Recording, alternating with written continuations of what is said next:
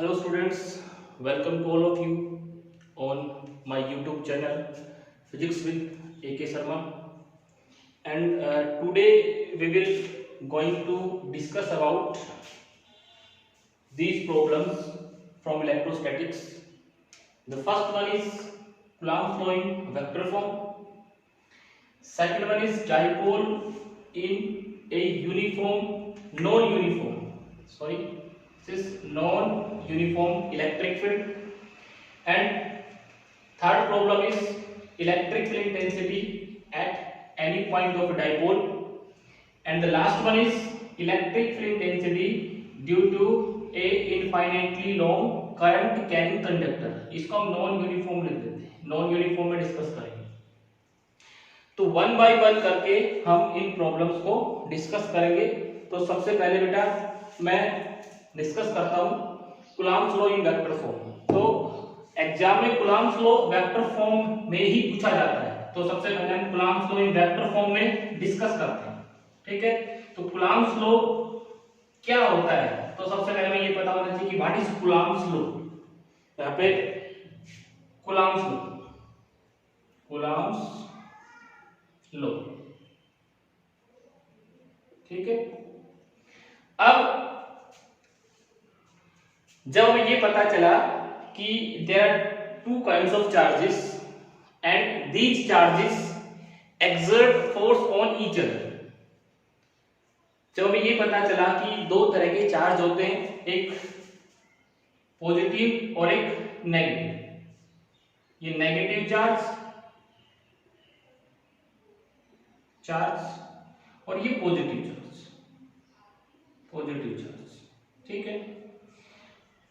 तो उससे हमने क्या देखा कि इन दोनों के बीच में फोर्स लगता है, ठीक है। नेगेटिव पॉजिटिव पे फोर्स लगाता है, पॉजिटिव नेगेटिव पे फोर्स लगाता है, और पॉजिटिव पॉजिटिव के ऊपर भी फोर्स लगाता है, और नेगेटिव नेगेटिव के ऊपर भी फोर्स लगाता है, ठीक है।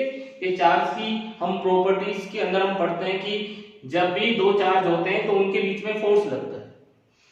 तो उन दो चार्जेस के बीच में लगने वाला फोर्स कितना होता है, ये सबसे पहले किसने बताया? कूलॉम्स ने बताया। किसने बताया? कूलॉम्स एक साइंटिस्ट जिसका नाम कूलॉम्स था, उसने इसके लिए फॉर्मूला निकाला, उसने एक नियम बनाया। लॉ का मतलब होता है नियम, ठीक है, कि जब दो चार्जेस होंगे तो उनके बीच में जब हम फोर्स निकालेंगे तो किस तरह से हम उस फोर्स को फाइंड आउट कर सकते हैं, उसके लिए एक लॉ, एक नियम दिया, उसी को हम क्या बोलते हैं? Coulomb's law. तो वो हमने देखा है, पढ़ा है कूलॉम्स लॉ क्या होता है। कि कूलॉम्स लॉ क्या होता है कि जो फोर्स होती है, मान लो ये चार्ज Q1 है और ये चार्ज Q2 है। मान लो हमारे पास दो चार्ज है Q1 Q2, और दोनों के बीच में कितना डिस्टेंस आ? दो चार्ज है, एक चार्ज Q1 है, एक चार्ज Q2 है, ठीक है। मे बी पॉजिटिव में भी नेगेटिव, ठीक है। अब इन दोनों के बीच में फोर्स जो होता है, उसके लिए कूलॉम्स ने क्या बताया? जो फोर्स होगा इन दोनों के बीच में, चाहे वो अट्रैक्टिव हो चाहे वो रिपल्सिव हो, ठीक है। अगर दोनों सेम पोलैरिटी के हैं, ये भी पॉजिटिव है और ये भी पॉजिटिव है, तो क्या करेंगे? एक दूसरे को रिपेल करेंगे। अगर एक पॉजिटिव है एक नेगेटिव है तो अट्रैक्ट करेंगे, ठीक है। फोर्स लगेगा और वो फोर्स किस किस पे डिपेंड करेगा? डायरेक्टली प्रोपोर्शनल होगा इनकी मैग्नीट्यूड पे। Q1 और Q2 की जो मैग्नीट्यूड है उनके प्रोडक्ट के डायरेक्टली प्रोपोर्शनल होगा। इसका मतलब ये है कि ये कितना चार्ज है, इसकी वैल्यू कितनी है, और इन दोनों का जो प्रोडक्ट आएगा उसके ऊपर फोर्स डिपेंड करेगा। यानी कि इन दोनों का प्रोडक्ट ज्यादा होगा तो फोर्स ज्यादा लगेगी, अगर ये प्रोडक्ट कम हो गया तो फोर्स कम हो जाएगी। मतलब ये 2 कूलॉम है, ये भी 2 कूलॉम है, ठीक है। अब इनको हमने बढ़ा के कितना कर दिया? 3 कूलॉम, तो प्रोडक्ट बढ़ गया दोनों का, ठीक है, तो फोर्स भी बढ़ जाएगा। दूसरा जो फोर्स है वो डिपेंड करता है inversely proportional to square of distance, यानी कि दोनों के बीच का डिस्टेंस बढ़ेगा तो फोर्स घट जाएगा, डिस्टेंस बढ़ेगा तो फोर्स घटेगा, और डिस्टेंस घटेगा तो फोर्स बढ़ेगा। इन दोनों को नजदीक नजदीक लेके आएंगे तो इनके बीच में लगने वाला फोर्स बढ़ जाएगा और इनको एक्चुअल सेपरेशन से दूर लेके जाएंगे तो फोर्स घट जाएगा। और कैसे घटेगा? Inversely proportional to the speed. ठीक है, तो ये हमने पढ़ा है कि F directly proportional to Q1 Q2 divided by R square, ऐसे लिख सकते हैं। और यहां से देखो, जब यहां से ये कांस्टेंट को रिमूव करेंगे, सॉरी इस प्रोपोर्शनल के साइन को रिमूव करेंगे तो यहां कांस्टेंट आएगा Q1 Q2 divided by R square. ठीक है, ये जो हमने दो लाइन लगाई, चार्ज को इस तरह से मॉडुलस में रखा है, इसको बोलते हैं मॉडुलस, मैग्नीट्यूड बोलते हैं। ठीक है, तो इसमें ये चीज मैटर नहीं करती कि चार्ज पॉजिटिव है कि नेगेटिव है, चार्ज कितना वो चीज मैटर करती है। ठीक है, तो यहां नेगेटिव चार्ज है, किसके साथ पॉजिटिव है, हमें इसका मैग्नीट्यूड चाहिए। क्या चीज का? मैग्नीट्यूड चाहिए। तो ये फॉर्मूला हमने पढ़ रखा है, ये सिर्फ हमें क्या कहता है, this formula gives the magnitude of force.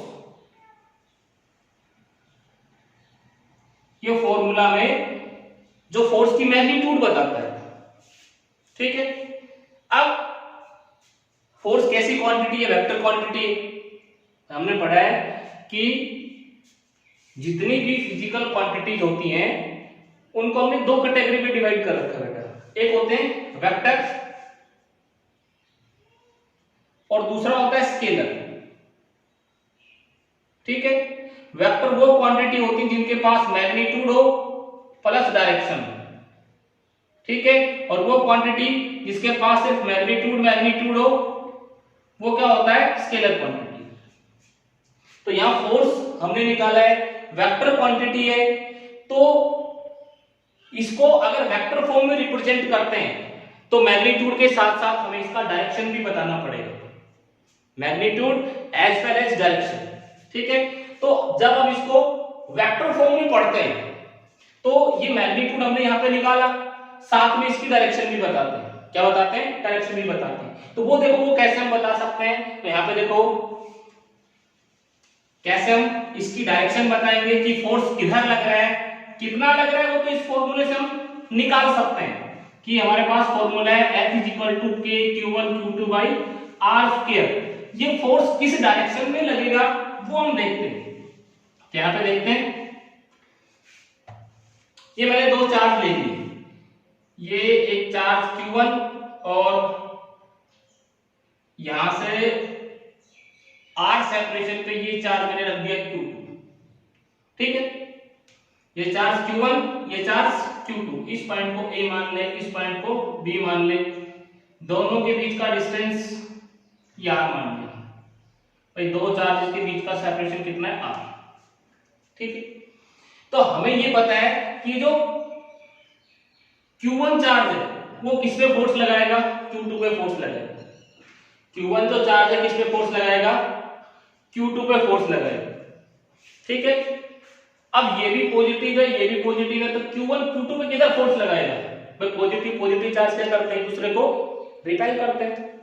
एक पॉजिटिव दूसरे पॉजिटिव चार्ज पे जो फोर्स लगाएगा वो फोर्स कैसा होगा? रिपल्शन का फोर्स होगा। इस तरह का फोर्स होगा, रिपल्शन का फोर्स होगा। तो ये जो चार्ज है ये इसको रिपेल करेगा। किधर रिपेल करेगा? क्योंकि फोर्स किस पे लग रहा है? फोर्स इस पे लग रहा है। लगाने वाला कौन है? ये। तो ये इस पे फोर्स लगाएगा इधर, और इस फोर्स को क्या नाम देंगे? लगाने वाला कौन है? 1, और लग किस पर है? 2 पे। तो फोर्स ऑन चार्ज कौन से चार्ज पे? 2 पे, और लगा कौन रहा है? 1। क्या रीड करेंगे इसको? फोर्स ऑन चार्ज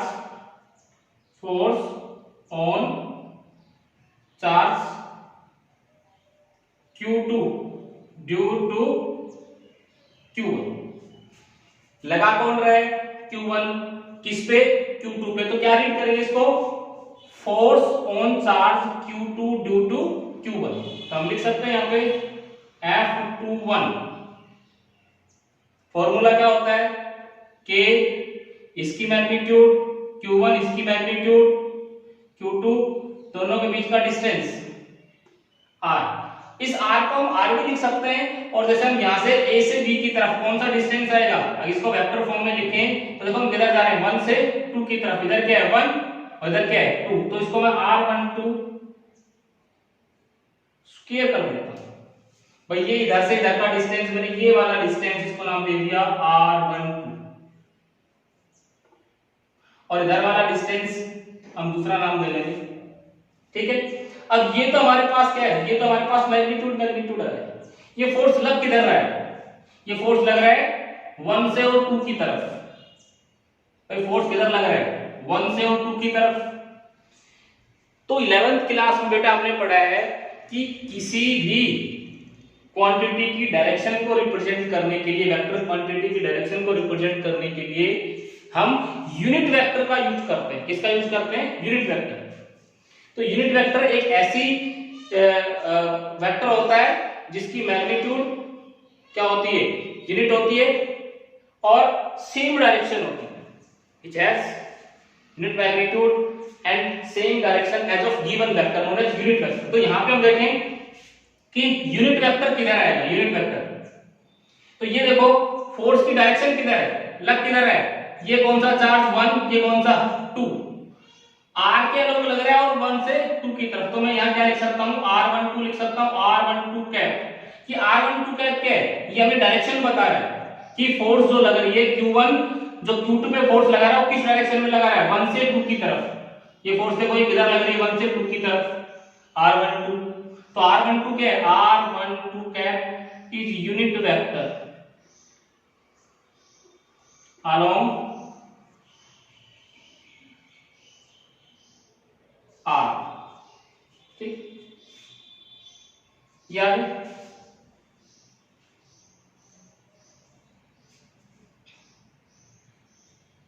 तो ये वेक्टर फॉर्म में आ गया। इसी तरह से ये वाला चार्ज Q2 किस पे लगाएगा, Q1 पे लगाएगा।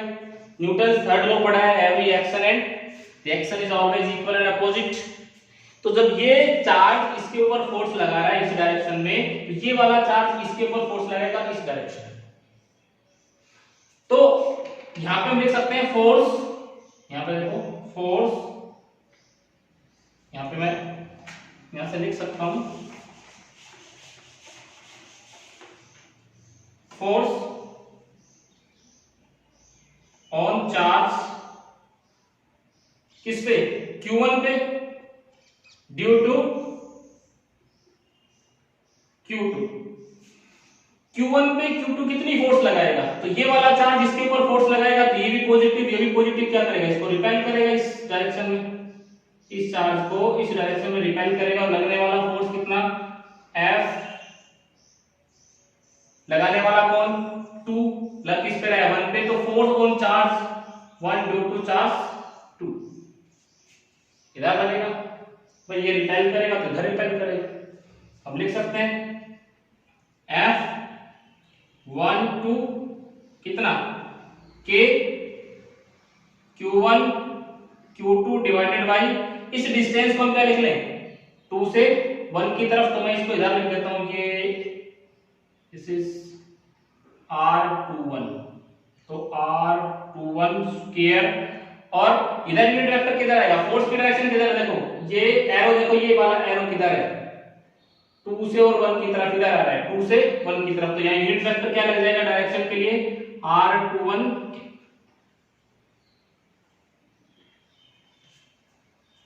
This is force on charge Q1 due to Q2।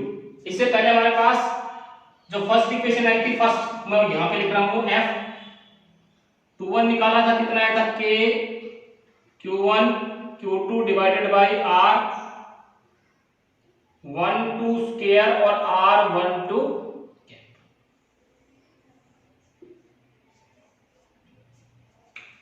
ठीक है। तो ये हमारे पास क्या आ गया, वेक्टर फॉर्म में आ गया। क्या हमने ये बताया, ये पूरी चीज तो क्या बता रहा है, यहां से यहां तक हमें क्या बता रहा है, दिस गिव्स द मैग्नीट्यूड, भाई कितना फोर्स लग रहा है ये बता रहा है, और दिस गिव्स द डायरेक्शन। यहां भी ये चीज क्या बता रही है हमें, ये this gives the magnitude and this gives the direction. भाई इतना फोर्स लग रहा है और 1 से 2 की तरफ, जब कौन लगा रहा है 2 1 पे लगा रहा है, ये वाला चार्ज इस वाले चार्ज पे फोर्स इधर लगा रहा है। This gives the entire information about magnitude and direction. ठीक है बेटा। अब इसी लॉ को अलग अलग बुक्स में अलग अलग तरीके से निकाल रखा है। किसी ने इसको पोजीशन वेक्टर लेकर के निकाल रखा है, ठीक है, किसी ने इस सिंपल तरीके से निकाल रखा है। तो पोजीशन वेक्टर के टर्म्स में निकालेंगे तो भी इतना ही आएगा, और यहां सिंपली निकालेंगे तो भी ऐसे आएगा, तो उसमें कोई डिफरेंस नहीं है। ठीक है, वहां भी हम डायरेक्शन और मैग्नीट्यूड दोनों बताते हैं, यहां भी डायरेक्शन और मैग्नीट्यूड दोनों बताते हैं। ठीक है बेटा, तो this is Coulomb's law in vector form, और हम इसको क्या लिख सकते हैं भाई, r12 कैप जो है वो r121 कैप के अपोजिट है। भाई ये डायरेक्शन जो है, ये डायरेक्शन कौन सी, ये वाली डायरेक्शन r12 कैप, ये वाली डायरेक्शन कौन सी r21 कैप। देखो दोनों अपोजिट है कि नहीं, एक इधर है एक इधर है, तो मैंने नेगेटिव साइन लगाया, r12 cap is equal to minus r21 cap. तो हम क्या लिख सकते हैं यहां से, F12 जो फोर्स है वो माइनस F21 के इक्वल एंड अपोजिट। भाई यहां पे मैं r21 रखूंगा तो ये क्या आ जाएगा, माइनस का आ जाएगा, पूरा का पूरा यहाँ पे r12 की जगह माइनस r21 रखेंगे तो माइनस बाहर आ जाएगा, और ये माइनस का, तो this is Newton's third law, this is Newton's third law. तो यहां से हम ये भी बता सकते हैं कि Coulomb's law in vector form Newton's third law को ओबे करता है, क्योंकि जितना फोर्स ये इसके ऊपर लगाया Q2 Q1 के ऊपर लगाएगा एक्शन में, उतना ही फोर्स Q1 Q2 इसके ऊपर लगाएगा रिएक्शन में। न्यूटन्स थर्ड लॉ क्या होती है बेटा, every action is always equal and opposite to reaction. तो यहां पे हम देखें कि इसने एक्शन पे, एक्शन से कितना फोर्स लगाया इसके ऊपर, जब एक्शन इसने इसके ऊपर एक्शन किया तो एक्शन किया हमने 2 ने 1 पे कितना लगाया, ये फोर्स लगाया इस डायरेक्शन में, तो इस वाले ने भी इतना ही फोर्स लगाया, ये वाला फोर्स इस डायरेक्शन में। और ये यहाँ पे प्रूव भी होता है कि दोनों फोर्सेस मैग्नीट्यूड में इक्वल है लेकिन डायरेक्शन में क्या है, अपोजिट। ठीक है, तो this is Coulomb's law in vector form, ये Coulomb's law in vector form है। अब नेक्स्ट हम देखते हैं कि कोई डायपोल जब नॉन यूनिफॉर्म इलेक्ट्रिक फील्ड में रखा होता है तो उसके ऊपर कितना टॉर्क लगता है और कितना उसके ऊपर फोर्स लगता है, ये हम देखते हैं, और कई बार ये एग्जाम में भी पूछा गया है। तो देखो बेटा, dipole in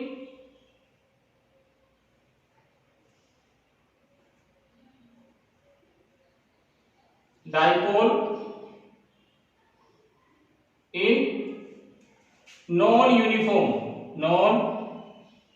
uniform electric field, कोई dipole non uniform electric field में रखा है तो उसके ऊपर कितना टॉर्क लगेगा,